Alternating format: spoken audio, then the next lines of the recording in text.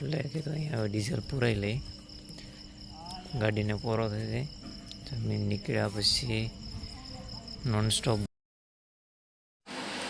સવારના પોરમાં રાજસ્થાન પોલીસને 500નો ચાંદલો કરાવી દીધો.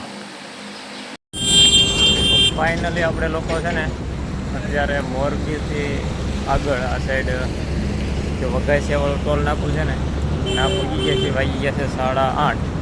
વરસાદ ધીમો ધીમો ચાલુ છે અને પ્રોબ્લેમ એ થયો છે કે જવાનું છે આખું અને ગાડીનું ફાસ્ટેગ નથી. તો પહેલાં લોકો ફાસ્ટેગની પ્રોસેસ કરવાની અને આપણી પાસે છે મહિન્દ્રાની સ્કોર્પિયો, બરાબર. આ ગાડી લઈને આપણી ટૂર કરવાની છે. લોકો ફાસ્ટેગ કઢાવે છે અને સામે છે ટોલ નાકું, બરાબર. હવે હાલો ફાસ્ટેગની કેટલીક પ્રોસેસ થાય છે, કેટલામાં કાઢે છે એ જોવાનું છે. બાકી ફાસ્ટેગ વગર તો કંઈ શક્ય નથી. ફાસ્ટેગ આપણું નીકળી ગયું છે અને વરસાદ ચાલુ થઈ ગયો છે, છતાં આગળ જવું તો ફરજિયાત છે.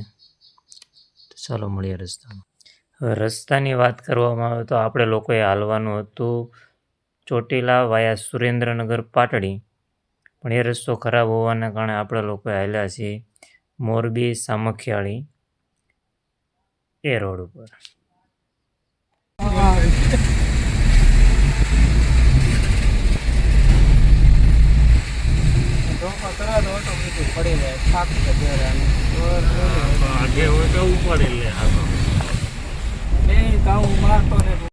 વાગી ગયા છે રાત્રિના 11:30 અને આપણે લોકો છીએ અત્યારે જો હોટલ ભારતમાં જે સામખિયાળી જે ટોલ પ્લાઝા છે ને એનાથી એક્ઝેક્ટ થોડુંક આગળ છે. ચાલો અંદર જઈ જમવાનું બાકી છે ને જમી લઈ. હવે જમવાનું થઈ ગયું હતું મોડું, 11:30+ થઈ ગયું હતું. ભૂખ બધાને લાગી હતી જોરદાર. જમવાનું આયા ભેગું. અમારે આ ભાઈને તો છે ને બહુ ભૂખ લાગે. જુઓ તમે, કોઈની વાટ જોયા વગર બે હાથે ભમાવી મીંડા છે ખાવા. ભાઈનું એક જ કામ છે, ખાવાનું, પીવાનું અને સૂવાનું. જમીન પછી અમે લોકો ચડી ગયા જામનગર ટુ અમૃતસર, જે ભારત માલા રોડ તરીકે ઓળખાય છે. પણ રસ્તાની હાલત જોવામાં તો એકદમ ખરાબ છે, કારણ કે 100ની લિમિટમાં ગાડી હંકાલે એવો રસ્તો છે નહીં.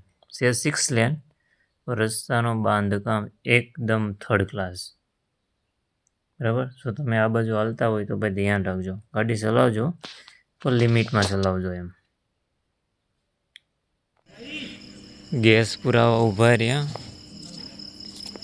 એક્ઝેક્ટ રાજસ્થાન બોર્ડર આગળ છે અને લગભગ 5-10 કિલોમીટર છે. ગેસ પુરાવા જે ઊભા રહ્યા 2 મિનિટ થઈ અને લાઇટ વહી ગઈ. ઓછો ઝટકા મારે છે. ભાઈ જનરેટર ચાલુ કરવા ગયા છે, જોઈએ હાલો શું થાય છે. કારણ કે બોર્ડર આગળ છે. રાજસ્થાનમાં ઓલરેડી પેટ્રોલ અથવા ડીઝલના ભાવ ગુજરાત કરતાં વધારે હોય, એટલે કીધું અહીંયા હવે ડીઝલ પુરાઈ લઈ, ગાડીને પૂરો થઈ જાય. જમીન નીકળ્યા પછી નોનસ્ટોપ 200 કિલોમીટર એક જ ધારી રનિંગ કર્યું ને આપણે ક્યાંથી સામખિયાળીથી આ હાઈવે ઉપર ચડ્યા, જે અમૃતસર જામનગર હાઈવે છે. ચલો રસ્તો સારો છે, વાંધો નથી બહુ. ગાડી 120-140ની સ્પીડમાં હાલી છે અને બસ બોર્ડર આગળ છે. આવું જ દેખાય કંઈનો નજારો. એસપીનો પેટ્રોલ પંપ છે અને આપણે ગાડી છે ડીઝલ મહિન્દ્રા સ્કોર્પિયો. તો જોઈએ પાછું ડીઝલ કેટલું આવે છે. થઈ ગયું હોય કેટલાનું આવ્યું?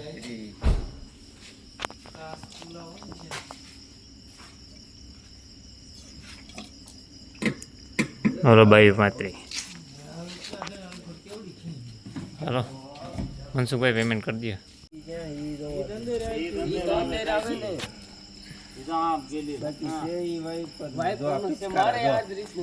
લોકો છે ને સ્કોર્પિયો તો લઈ લીધી પણ એનું વાઇફરનું પાણી ક્યાં આવે ને એનું સિગ્નલ ગોતે. બીજું ન ખોલતો.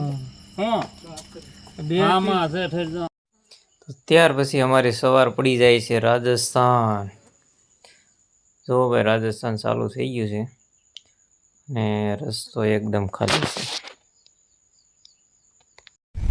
बाइकर्स लोग कोई भी मिले दलाल लोग तो गाड़ी मत रोकना. अभी इधर भी घूम रहे, इधर आए थे, हमने उसको भगा दिए. हेलो भाई साहब, आ जाइए, थोड़ा कम रेट करा दिए. काला कलर स्कॉर्पियो. हाँ नंबर बोलिए सर. ठीक है, आप भी बात कर लो. नंबर मैंने आपको फोन से फोन कर देगा. बाइक सर 3984 नंबर है ब्लैक स्कॉर्पियो. 3984. हाँ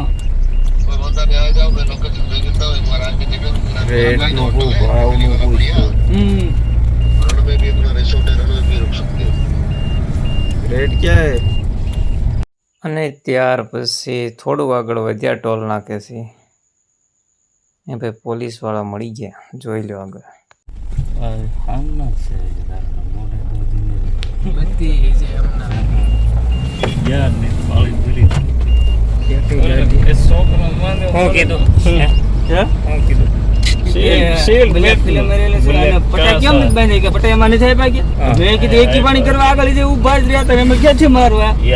થોડા સર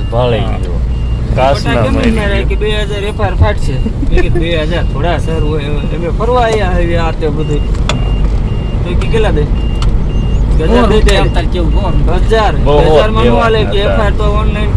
આને બધું લખાવતો રહ્યો કે આના કણે મેં કીધું પતાવીને બેઠો. હું તો આને લખાવવું છે. 500 દે 500 બતાવ્યું. વોઇસ ફાડી નહીં ખિસ્સામાં એને કીધા ને तो तुम्हारा बाप खीसा में 500 दीदा तुम. આપણે હું એમ કહતો રાજસ્થાનમાં હે ને એન્ટર થતા 500 નો ફટકો પડી ગયો છે. શેનો પડ્યો તો કે સીટ બેલ્ટ નો તો એ બહારનું જીડ્યું છે લોકોને.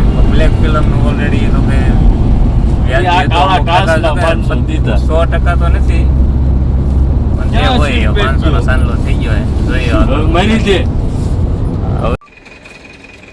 ઘરેથી નીકળ્યા પછી ત્રીજી વખત ડીઝલ ખાઈ ગયું છે અને જેસલમેર હવે અહીંથી 50 કિલોમીટર બાકી છે. 2000નું ડીઝલ આવ્યું છે. કેટલું પીએ છે હવે. ત્યાર પછી ડીઝલ પુરાવીને ફાઇનલી આપણે લોકો અત્યારે પહોંચી ગયા જેસલમેર. જો સામે દેખાય છે જેસલમેરનો કિલ્લો. અને આપણે અત્યારે જેસલમેર વિઝિટ કરવાનું નથી, એ લેવાનું છે રિટર્નમાં. અને અત્યારે ડાયરેક્ટ નીકળી જવાનું છે તનોટમાં થાય. બીજા વિડીયોમાં જોડાયેલા રહેજો. આપણે મળીએ તનોટ.